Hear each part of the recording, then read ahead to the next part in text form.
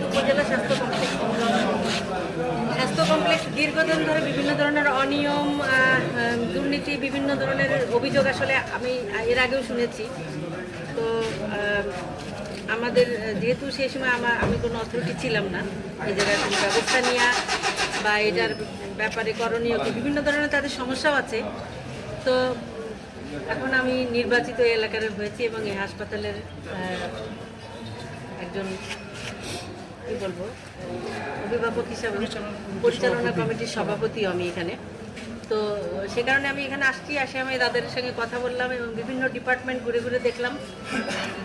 কিছু কিছু সমস্যা আছে যেগুলো আমরা তাৎক্ষণিক সমাধান করতে পারবো, সেগুলো আমি তাদেরকে বলে গেছি। আর যে সমস্যাগুলো আছে, জরুরি একটি সমস্যা হচ্ছে তাদের অ্যাম্বুলেন্সের ড্রাইভার নাই, সেগুলো আমরা ব্যবস্থা নিব। তারপরে তাদের আরও কিছু সমস্যা, তারপরে তাদের ওষুধপত্র সংক্রান্ত সেই সব বিষয়গুলো আমরা দেখেছি এবং নোট করেছি।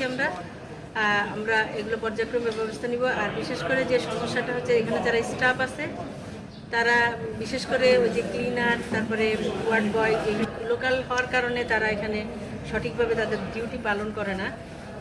তাদের আউটসোর্সিংয়ের মাধ্যমে তাদের নিয়োগের প্রক্রিয়া, যে কারণে হয়তো তাদের বেতন টেতন এই বিষয়ে একটু জটিলতা আছে। তো তারপরেও যেহেতু তারা এখানে চাকরি করতে আসছে, আমি তাদের সাথেও কথা বলেছি তারা যাতে তাদের ডিউটি ঠিকমতো পালন করে। পরিষ্কার পরিচ্ছন্নতার ব্যাপারে কিছু নির্দেশনা দিয়েছি। সব মিলিয়ে আমরা আসলে শুরু করছি। এখানে যারা গরু ছাগল, আশেপাশের লোকজন যারা গরু চড়ায় এখানে বা ছাগল চড়ায় এখানে, তাদেরকেও সতর্ক আমরা করে দিচ্ছি যে ভবিষ্যতে যেন হাসপাতাল কম্পাউন্ডের ভিতরে কোনো ধরনের গরু ছাগল আশেপাশে না আসে। এখানে স্থানীয় মেম্বার আছে, তাকে বলে দিচ্ছি। লোকাল যারা আছে তাদের সাথে তারা কথা বলে এই বিষয়ে ব্যবস্থা নেবে। পিছনের একটা ওয়াল, যে ওয়ালটা মানে ফাঁকা আছে, করতে পারেনি, ওই ওয়ালটাও করবে। আমরা অলরেডি নির্দেশনা দিয়েছি, দায়িত্বও দিয়েছি যে ওই ওয়ালটা যাতে খুবই তাড়াতাড়ি সেটা করে ফেলে, যাতে বাইরের থেকে কোনো লোক ভিতরে ঢুকতে না পারে। আর বাকি যে সমস্যাগুলো, তাদের একটা নাইট গার্ড নাই, আরও অনেক সমস্যা আছে, সেগুলো আমরা পর্যায়ক্রমে সমাধান করবো ইনশাল্লাহ।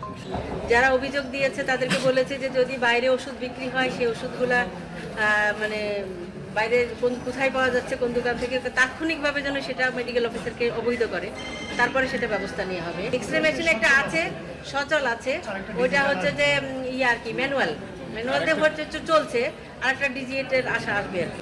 ঠিক আছে, থ্যাংক ইউ সবাইকে।